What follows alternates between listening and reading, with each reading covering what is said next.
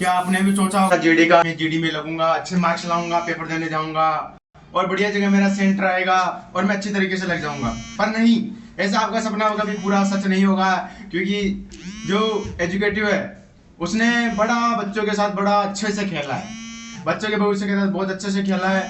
उन्होंने एसएससी में जो आज एक ईश्वर सिंह नाम का एक व्यक्ति है जिसके 500 से ज्यादा ऐसे सेंटर है जहां पे उसने खुद खोल रखे हैं और जहां से सीधा उसका 30% हिस्सा आता है बचत का, जहां पे वो पेपर लीक करवाते हैं। ऐसे रांची में एक लड़का जो पहले ही बैठा था और उसके हाथ में ओनली पर माउस था और उसका कंप्यूटर हैक किया गया बाहर से और उसके पेपर सोल्व किया गया बाहर से। सही है बच्चों के भविष्य के साथ खेलना, ये सही है या गलत है? आप कमेंट में बॉक्स में जरूर बताना। क्या एसएससी जीडी में बैठे अभ्यर्थियों ने सपना नहीं देखा था? क्या उनके परिवार ने सपना नहीं देखा था? क्या उनके भाई माँ बाप उन्होंने सपना नहीं देखा था? क्या उन्होंने सपना नहीं देखा था? क्या बच्चों के भविष्य के साथ खेलना उचित है? फिर एक बार बच्चों के मुंह पे तमाचा मारा गया एसएससी द्वारा। पहले नीट के द्वारा बच्चों के मुंह पे तमाचा मारा गया और फिर अब एसएससी द्वारा बच्चों के मुंह पे तमाचा मारा गया। क्या पेपर लीक किससे होता है? कौन करने वाला होता है? क्या शासन होता है या प्रशासन होता है या फिर जो पेपर बनाता है वो होता है या फिर एसएससी खुद? आपके मन में ऐसे अनेक सवाल आ रहे होंगे एसएससी जीडी के पेपर को लेके।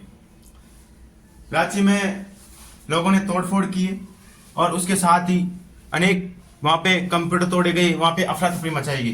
क्या बच्चों के साथ भविष्य के साथ खेलना सही है? वो बच्चे जिन्होंने एक साल मेहनत की है, 2 साल मेहनत की है, दिन रात एक किए, दोस्तों से दूर, मोबाइल से दूर, घर वालों से दूर, क्या उनके भविष्य के साथ खेलना सही होगा? क्या उनके आशाओं पे पानी फेरना सही होगा? क्या बच्चों की बद्दुआएं उन्हें नहीं लगेगी? सिर्फ एक चंद पैसों की खातिर उन्होंने पेपर भेज दिए, लीक कर दी। ईश्वरी सिंह जैसे व्यक्ति को फांसी की सजा होनी चाहिए, सरेआम इनकाउंटर होना चाहिए उनका। क्या एक बच्चा जो अपनी फैमिली से दूर दूर होता है, एक गरीब बच्चा, किसान का बच्चा जो मंथली कुछ इनकम पे 5-10 हजार रुपए बाहर लेके हर मंथली बाहर रहता है, ना ठीक से खा पाता, ना ठीक से सो पाता है और ना ठीक से कुछ अपनी जिंदगी एंजॉय कर पाता है, फिर भी वह अपनी तैयारी में जुटा रहता है। क्या यह सही है? क्या उस बच्चों के साथ गलत हुआ है? आप अपनी राय कमेंट बॉक्स में जरूर बताइए। ऐसी कहानियां अनेक है, अनेक ऐसे पेपर लीक करने वाले माँ से है जो शायद प्रशासन के अंदर छुपे हुए। पेपर लीक कहां से होता है? क्या पेपर बनने के बाद लीक होता है? नहीं, पेपर जहां से बनता है, जो टीचर सिलेक्ट किए जाते हैं, जहां पेपर बनाया जाता है, जहां लोकर में रखा जाता है, वहां से पेपर लीक होता है। और पेपर कहीं बाहर से ऑफलाइन कभी लीक नहीं होता, पेपर हमेशा ऑनलाइन लीक होता है। ऐसे अनेक कई लोग जो पेपर भेजने के नाम पे बच्चों के साथ खेलते हैं। पेपर सिस्टम से हैक होता है, सिस्टम से पेपर लीक होता है और वहीं से ही ये सारा खेल चलता है। अच्छा हुआ एसएससी जीडी का पता चल गया, इसमें पेपर लीक हुआ। क्या ये एक राजनीति थी या एक पैसा वसूलने का कोई कारगर बिजनेस? ऐसा क्या हो सकता है? पैसा कारगर बिजनेस कैसे हो सकता है? क्या बच्चों से फीस लेके बच्चों के आवागमन के साथ आवागमन के जो पैसे वसूले गए ट्रेन से, बसों से, क्या उनसे अपने आप को फायदा पहुंचाना ही इनका असली महत्व था? क्या इनका असली टारगेट यही था? आखिर में बात क्या हुई जो एसएससी जीडी का पेपर लीक हुआ?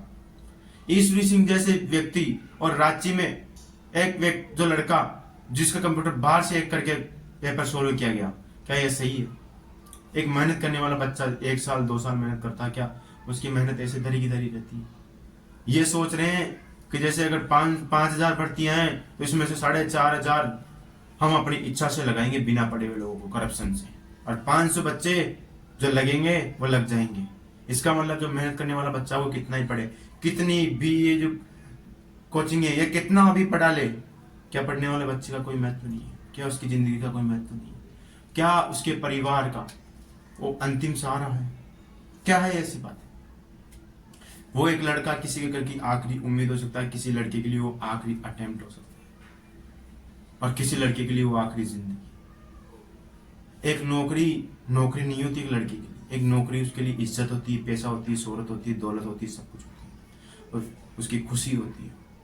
याद रखना, एक लड़का खुशी के लिए उस मेहनत करता है, उसे एक जॉब के खातिर, उसे कि अपने को पेपर निकालना है, कि अपने को एक सिर्फ पेपर निकालना, उसके लिए दिन रात मेहनत करता है, दौड़ता है, भागता है, सब कुछ करता है। यहां तक कि वो हजार किलोमीटर दूर से इंटर आने पर वहां पर भी जाता है, पैसे लगाता है। कोई गेहूं की बोरियां बेच के, कोई अपने घर में पशुपालन करता है, तो कोई अपनी भैंस बेच के, कोई अपने बकरी बेच के पेपर देने जाता है, और फिर अंत में वहां पे जाके बोला जाता है पेपर कैंसिल, पेपर लीक हुआ है। क्या ये करना सही है?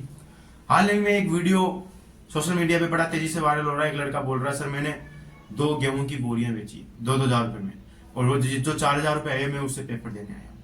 क्या उस लड़के की मजबूरी रही होगी, और क्या लड़के के उसके हालात रहे होंगे जिसको उसके खाने के अनाज तक बेचना पड़ा एक नौकरी की खातिर? क्या ऐसी क्या बात है? क्या उसकी मजबूरी नहीं देखी गई उनसे? क्या पेपर लीक करने वाले चंद पैसों के खातिर सिर्फ एक दिन में चंद करोड़ों रुपए कमाने के लिए लाखों बच्चों का भविष्य दांव पे लगा दिए? क्या ये सही है? जी नहीं। आप अपनी राय कमेंट बॉक्स में जरूर बताना कि आखिर में मामला क्या था और क्या नहीं था, ये पेपर लीक क्यों हुआ और किस कारण हुआ, और ये पेपर लीक हुआ तो क्यों हुआ? क्या बच्चों का भविष्य का कोई महत्व नहीं है? क्या बच्चों के भविष्य का कोई मोल नहीं है उनके? क्या उनकी जिंदगी का कोई महत्व नहीं है? क्या लड़का होना एक अभिशाप है? आखिर में ऐसा क्या है? आप अपनी राय कमेंट बॉक्स में जरूर बताना, और आखिर ये मामला क्या है और इसकी सारी राय आप कमेंट बॉक्स में जरूर बताना।